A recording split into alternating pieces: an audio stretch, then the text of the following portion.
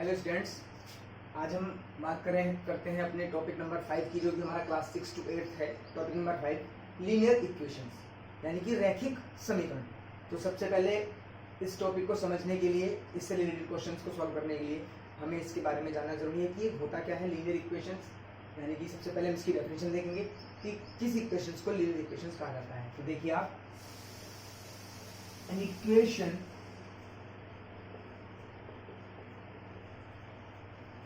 in which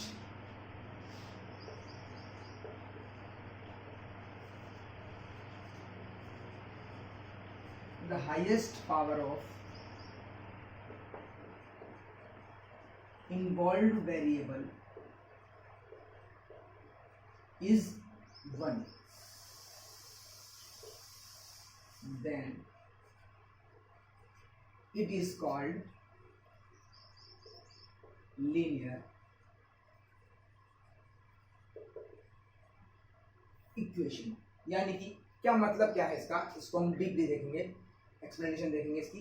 एक ऐसी equations जिसमें विद्यमान वेरिएबल, यानी कि जो वेरिएबल्स होते हैं एक्स वाई अल्फाबेटिकली जो आपको बताए गए थे, उनकी हाईएस्ट पावर जो है वो कितनी हो, 1, यानी कि केवल एक पावर हो, then it is called linear equation. तो ऐसी सभी इक्वेशंस क्या कहलाती हैं, आपकी लीनियर इक्वेशंस कहलाती हैं। एग्जांपल्स आप देख सकते हैं। वेरिएबल आपका कुछ भी हो सकता है, आप एक्स ले वाई ए कुछ भी लें। जैसे हम लिख सकते हैं x - 2 = 7, ये लीनियर इक्वेशन के रूप में है। यहाँ पर आप लिख सकते हैं 2y - 7 = 14, ये भी एक लीनियर इक्वेशन है। इस प्रकार से various types of linear equations आप पढ़ेंगे। आइए अब इससे रिलेटेड कुछ क्वेश्चंस को स्टार्ट। अब आते हैं लीनियर इक्वेशन पर बेस्ड कुछ क्वेश्चंस पर। यहाँ पर देखिए आपके सामने क्वेश्चन नंबर 1 क्या है, write this statement as an equation. आपको यहाँ पर कुछ नीचे स्टेटमेंट दिए गए हैं, 1 by 1 इनको मैं पढ़ूंगा, सॉल्व करूंगा, आप ध्यान से देखिएगा। उन स्टेटमेंट्स को आपको करना है write this statement as an equation. उनको आपको इक्वेशन में, यानी कि जो लीनियर इक्वेशन अभी आपने डेफिनेशन पढ़ी, उस इक्वेशंस में आपको इन्हें कन्वर्ट करना है। तो देखिए किस प्रकार से इनको कन्वर्ट करना है। लिखा हुआ है क्या, फर्स्ट का ये पार्ट में 4 times a number equals 72, यानी कि किसी संख्या का 4 गुना किसके बराबर है, 72 के बराबर है। तो यहाँ पर आपसे कह रहा है कि 4 times a number, तो यहाँ पर हमें क्या करना होगा कि अपने पास से कोई नंबर लेना होगा, यानी कि अपने पास से कोई भी आप वेरिएबल ले सकते हैं, ए से जेड तक कोई भी वेरिएबल आप ले सकते हैं। ये नहीं है कि अगर मैं एक्स लूंगा तो आपको भी एक्स लेना है, आप कुछ भी ले सकते हैं, ए टू जेड। तो यहाँ पर 4 times नंबर, तो हमने मान लिया लेट कि वो नंबर जिसका 4 times 72 के इक्वल है, वो नंबर हमने मान लिया क्या है, ए है। तो अगर हमने वो नंबर ए मान लिया तो ए का 4 times, यानी कि 4 into a किसके इक्वल है, इक्वल्स टू 72। तो यहाँ पर ये इक्वेशन आपके पास आएगी, यानी कि 4a = 72। इसको आप दूसरे तरीके से इस तरह से लिख सकते हैं, 4a = 72। ये आपकी एक लीनियर इक्वेशन के रूप में शो हो जाती है। अब आते हैं बी पार्ट पर। अ नंबर डिक्रीज्ड बाई 8 = 25, यानी कि कोई एक ऐसा नंबर है जिसमें से 8 को माइनस करने पर, डिक्रीज करने पर, कम करने पर वो 25 के इक्वल आता है। तो हमने मान लिया कि वो नंबर z है। अब z में से हम क्या डिक्रीज कर रहे हैं, 8। तो z में से जब आप 8 को डिक्रीज करेंगे तो कितना बता रहा है, वो आ रहा है 25। तो यानी कि z - 8 = 25। ये आपकी लीनियर इक्वेशन हुई। सी पार्ट पर आते हैं। लिखा है twice a number subtracted from 9, यानी कि किसी भी नंबर का ट्वाइस अगर हम करते हैं, सब्ट्रैक्टेड फ्रॉम 9, और 9 में से उसे घटाते हैं, ट्वाइस को 9 में से घटाना इज 11। तो twice a number subtracted from 9, देखिए हमने लेट कर लिया कि वो नंबर x है, और x का ट्वाइस कितना हुआ, 2x, और इसको 9 में से माइनस करना है, यानी कि 9 - 2x = कितना आ जाता है आपका, 11। तो इस प्रकार से आप, और जो आपकी बुक में स्टेटमेंट्स दिए होंगे या एग्जांपल्स दिए होंगे, तो उन स्टेटमेंट्स को इस प्रकार से ध्यान से समझकर बिल्कुल भली भांति आसानी से क्या कर सकते हैं, सॉल्व कर सकते हैं। अब आते हैं क्वेश्चन नंबर 2 पर। Solve etch equation by trial and error method. यहाँ पर आपको कुछ इक्वेशंस दी हुई हैं, लीनियर इक्वेशंस, उनको आपको ट्रायल एंड एरर मेथड के माध्यम से सॉल्व करना है। तो पहले बात आती है कि ट्रायल एंड एरर मेथड क्या है। किसी भी लीनियर इक्वेशंस को सॉल्व करने का एक लॉन्ग मेथड है ट्रायल एंड एरर मेथड। यहां पर हम क्या करते हैं कि लीनियर इक्वेशंस को सॉल्व करने के लिए जो भी वेरिएबल आपको दिया होता है उस वेरिएबल की अलग अलग वैल्यूज हम पुट करते हैं, और अलग अलग वैल्यूज पुट करने पर हम तब तक वो वैल्यूज पुट करते हैं जब तक हमें LHS यानी कि लेफ्ट हैंड साइड्स और राइट हैंड साइड्स की वैल्यूज इक्वल्स ना मिल जाएं या इक्वल्स ना हो जाएं। यानी कि ट्रायल और एरर मेथड क्या है कि एक ऐसा मेथड जिसमें वेरिएबल की विभिन्न मानों को रखकर हम बाएं पक्ष को और दाएं पक्ष को यानी कि LHS को और RHS को बराबर दिखा दें, वही मेथड क्या कहलाता है? आपका ट्रायल एंड एरर मेथड कहलाता है। तो आइए हम शुरू करते हैं ट्रायल एंड मेथड के द्वारा इन इक्वेशंस को सॉल्व आउट करना। देखिए कैसे करेंगे। तो इसके लिए आप क्या करेंगे, एक टेबल आप बना लीजिए। एक इस तरह से आप एक टेबल प्रिपेयर कीजिएगा। यहां पर आप लिखेंगे वैल्यू ऑफ x, चूंकि यहां पर लीनियर इक्वेशन की बात कर रहे हैं और एक ही वेरिएबल होगा लीनियर इक्वेशन है तो, और यहां पर आप लिखेंगे LHS और ये आपका आएगा RHS। अब हमें 1 बाय 1 x की अलग अलग वैल्यूज यहां पुट करनी है। तो देखें, आप 0 से शुरू कर सकते हैं, 1 से। अगर आपको जल्दी ही क्वेश्चंस करना है तो 2-3 वैल्यू भी आप रख सकते हैं, और अगर आपको थोड़ा लॉन्ग दिखाना है तो आप 0 से स्टार्ट करके वैल्यूज पुट कर सकते हैं। तो देखिए यहां पर मैं सबसे पहले x की जगह रखता हूं 1। तो बिल्कुल समझने वाली बात है कि अगर हमने x की जगह 1 रखा तो ये जो LHS है, ये वाला जो पोर्शन है, यहाँ पर x की जगह क्या हो गया 1, 1 प्लस 6 कितना हो जाएगा 7। तो LHS की वैल्यू कितनी हो जाएगी 7, और RHS बिल्कुल एज इट इज रहेगा 14। अगर मैं यहां रखता हूं 3, आप 1 के अलावा 2 भी रख सकते हैं, जो भी वैल्यूज आप देखें। 3 रखता हूं यहाँ पर x की जगह, तो x यानी कि 3 और 6 9, और सीधे यहाँ पर ये RHS आपकी 14 है अभी तक भी। यहाँ पर मैं रख देता हूँ 5 रखूंगा तो 5 और 6 11, और यहाँ पर ये कितना 14। आगे भी हम इसको कर सकते हैं। सपोज मैंने यहाँ पर कितना रखा, मैं डायरेक्ट 8 रखता हूँ। अब 8 मैंने यहाँ रखा तो 8 और 6 कितने हो जाते हैं 14, and RHS same 14।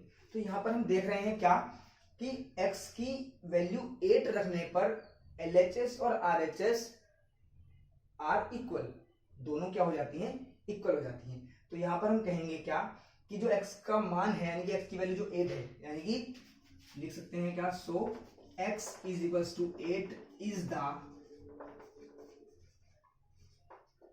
Solution of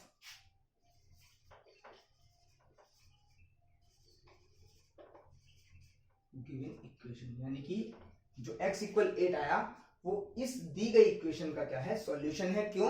क्योंकि x इक्वल 8 रखने पर LHS और RHS दोनों क्या हो जाते हैं, इक्वल हो जाते हैं। इसी प्रकार से आप वेरियस टाइप्स ऑफ क्वेश्चंस को सॉल्व कर सकते हैं। कोई भी लीनियर इक्वेशन आपको दे रखी हो, आप अलग अलग मान रखकर, अलग अलग वैल्यू रखकर, y की जिसमें भी दे रखी है वेरिएबल में, y की, z की, x की, आप उसे सॉल्व आउट कर सकते हैं। तो देखिए सेकंड यानी कि बी पार्ट आपके पास क्या है, दिया हुआ है आपको 2y इज इक्वल्स टू 10। तो यहां पर आप क्या करेंगे, एक टेबल बनाएंगे, वैल्यू ऑफ y, एक आपने टेबल रेडी करी।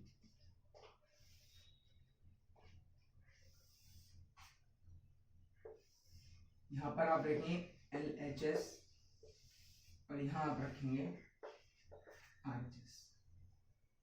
ये आपके पास एक टेबल रेडी है। तो यहां पर आपको y की वैल्यूज अलग अलग रखनी है। तो यहाँ पर आप y की वैल्यू रखता हूं मैं 2 रखता हूं, तो y की वैल्यू 2 रखूंगा तो 2y का मतलब क्या है कि 2 और y की क्या हो रही है, आपस में मल्टीप्लाई हो रही है, ये ध्यान रखना है आपको। तो क्या करेंगे आप, 2 इंटू वाई, यानी कि 2 पहले से ही है, y की वैल्यू क्या रखी 2, तो 2 2 कितना हो जाता है 4, यानी कि LHS की वैल्यू कितनी हो गई 4, और RHS आपके पास कितना है 10, ऐसे ही रहेगा। हम 4 रख सकते हैं, 4 रखेंगे तो 2 तो यहाँ पर है, 4 वैल्यू है 4 2 8, और यहाँ पे ये क्या है 10 ऐसे रहा। यहाँ पर अगर मैं इसकी वैल्यू 5 रखता हूँ तो 2 5 जा 10, और फिर से कितना आ गया यहाँ पर 10। तो यहाँ पर हम देख रहे हैं कि y की वैल्यू 5 रखने पर LHS और RHS क्या हो जाते हैं, इक्वल हो जाते हैं। तो हम लिख सकते हैं क्या, so y is equals to 5 is the solution of given equation. इसी तरह से आप काफ़ी सारे क्वेश्चंस को सॉल्व आउट कर सकते हैं। आप घर पर इनकी प्रैक्टिस कीजिएगा, और अगर इन लीनियर इक्वेशंस को ट्रायल एंड एरर मेथड से सॉल्व करने में आपको कोई भी प्रॉब्लम आती है तो आप मुझसे आस्क कर सकते हैं, पर घर पर इनकी प्रैक्टिस आप जरूर कीजिए। अब आते हैं क्वेश्चन नंबर 3 पर। Solve these equation and verify the answer. क्या करना है आपको? इन इक्वेशंस को सॉल्व करना है। अब यहाँ पर दिया नहीं है कि आपको किस मेथड से करना है, तो नॉर्मल इक्वेशंस को हम जिस तरीके से सॉल्व करते हैं उस तरीके से आपको सॉल्व करते हैं। एक शॉर्ट मेथड होता है इनको सॉल्व करने का, उससे आपको इन्हें सॉल्व करना है, और सॉल्व करने के बाद बताना है क्या कि वेरीफाई द आंसर। आंसर को वेरीफाई करना है कि क्या वह आंसर जो हमारे द्वारा हमें मिला, प्राप्त हुआ सॉल्व करने के बाद, क्या वो सेटिस्फाई करता है इक्वेशंस को या नहीं करता है। तो वेरीफाई कैसे करेंगे, किस तरह से इनको सॉल्व करेंगे, आइए देखते हैं। क्वेश्चन नंबर 3 का ए पार्ट दिया हुआ है x + 6 = 12। तो सोल्व करने का मतलब क्या है कि जिस भी वेरिएबल में इक्वेशन है उस वेरिएबल की वैल्यू आपको फाइंड आउट करनी है। तो देखिए यहाँ पर आपके पास गिवन है x + 6 = 12। तो यहाँ पर हम आगे बढ़ेंगे। x = ये वाला जो 6 है, क्योंकि यहाँ पर ये पॉजिटिव है, उधर जाएगा तो ये नेगेटिव साइन में चेंज हो जाएगा, ट्रांसफर करना पड़ेगा अगर हमें वैल्यू निकालनी है। तो 12 - 6, और यहाँ पर आप देखेंगे तो x = 12 में से आप माइनस करेंगे 6, आपके पास क्या आया 6। तो यानी कि इस तरह से सॉल्व करके हमने x की वैल्यू फाइंड आउट कर ली। अब क्या ही x की वैल्यू इस इक्वेशन को वेरीफाई करती है नहीं करती है, वो करना है हमें, वो देखिए कैसे करते हैं। तो इसके लिए हमें करना है इसका वेरिफिकेशन। वेरिफिकेशन देखिए कैसे करते हैं। आपके पास गिवन इक्वेशन है तो हम लिखेंगे वेरिफिकेशन में पुट x = 6 इन इक्वेशन। जो इक्वेशन आपको दे रखी है उसमें आपने क्या पुट कर दिया, 6 पुट कर दिया। तो देखेंगे 6 + 6 = कितना है 12। 6 और 6 कितना है 12 = कितना है 12। तो हम देख रहे हैं क्या कि LHS और RHS की वैल्यू दोनों सेम आ रही हैं। कब? जब हमने x की वैल्यू क्या रखी, 6 रखी। यानी कि x = 6 क्या है, इस इक्वेशन का सॉल्यूशन हो गया। और यहाँ पर आपने वेरिफिकेशन भी दिखा दिया। तो आप लिखेंगे क्या इसमें बाद में, so LHS = RHS hence verified। ये क्या होता है, वेरीफाइड। इस प्रकार से आप और भी इक्वेशंस को सॉल्व कर सकते हैं। इसी से रिलेटेड कुछ और क्वेश्चंस को सॉल्व करते हैं। देखिए बी पार्ट है आपके पास x - 3 = 5। इस इक्वेशन को सॉल्व करना है और वेरीफाई भी करना है आंसर को। तो सॉल्व करने की तरफ बढ़ते हैं। देखिए x = ये 3 माइनस है, यहाँ पर नेगेटिव है, उधर जाएगा ट्रांसफर हो जाएगा, प्लस में हो जाएगा 5 + 3, यानी कि x = आपके पास कितना आ गया 8। यानी कि x की वैल्यू हमारे पास कितनी आई 8 आई। अब हमें क्या करना है, इसका वेरिफिकेशन करना है। वेरिफिकेशन देखिए आप कैसे करेंगे। वेरिफिकेशन में आपको बताया गया था कि जो भी वैल्यू आपके पास आई है उसको गिवन इक्वेशन में आपको पुट करना है। Put x = 8 in the given equation. जो भी इक्वेशन आपको गिवन है, वो क्या इक्वेशन गिवन है हमारे पास, 6 x की जगह आपने 6 रख दिया, x की जगह आपका क्या आया 8 - 3 = 5। ये इक्वेशन थी आपके पास। 8 में से 5 को माइनस करेंगे आप, 5 = कितना आता है 5। तो LHS और RHS बराबर है, इक्वल है। तो देंगे आप क्या, LHS = RHS, so hence verified। ये क्या होता है, वेरीफाइड हो जाता है। इसी तरह से आप देखिए नेक्स्ट क्वेश्चन सी पार्ट इसका, हमें इसको भी सॉल्व करना है। यहाँ पर वेरिएबल आपको दे रखा है m, तो हमें क्या निकालना है, m की वैल्यू निकालनी है। तो देखिए कैसे, 3m = 5 3m/5 = 15/1। यहाँ पर हम क्या करेंगे, इनकी क्रॉस मल्टीप्लिकेशन हो जाएगी। 15 के नीचे हमने डिनोमिनेटर को क्या मान लिया, 1 मान लिया। अगर नहीं होता है डिनोमिनेटर किसी के नीचे तो हम डिनोमिनेटर को 1 ऐड कर सकते हैं, ये मालूम होना चाहिए आपको। 1 से मल्टीप्लाई करेंगे 3m की, तो 3m ही आएगा, = 5 की मल्टीप्लाई इससे हो जाएगी, तो 5 × 15। आगे आप देख सकते हैं इस तरह से कि m = 3m = 15, 5 जब रहेंगे यहाँ पर हम आएंगे तो m = अब ये वाला 3m के साथ मल्टीप्लाई में है, तो क्या होगा, ये 3 इसके डिवाइड में पहुंच जाएगा। देखिए आप यहाँ 75 / 3 से आप इसको डिवाइड कर सकते हैं। 3 × 2 = 6 और 1 रिमाइंडर बचा, 5 15 हो गया, 3 × 5 = 15, यानी कि m = 20। अब हमें क्या करना है, वेरिफिकेशन करना है। तो देखिए वेरिफिकेशन में करना क्या है हमें, put m is equals to 25 in given equation। देखिए किस प्रकार से होगा ये आगे। यहाँ पर आपको इक्वेशन दे रखी है 3m/5 यानी कि 3 इंटू 25/5 इज इक्वल्स टू 5। 5 से आप यहाँ 5 काटेंगे, सॉरी ये 15 दे रखी है आपको, तो 5 जा कटेगा ये आपका, और यहाँ पर आपके पास क्या आएगा 3 5 जा 15 इज इक्वल्स टू 15। LHS और RHS हालांकि आपको दिखाई दे रहा है बिल्कुल क्लियर, यहाँ पर क्या है दोनों इक्वल हैं, तो आप लिख सकते हैं हेंस प्रूफ या हेंस वेरीफाइड। इस प्रकार से आप इसको सॉल्व आउट कर सकते हैं।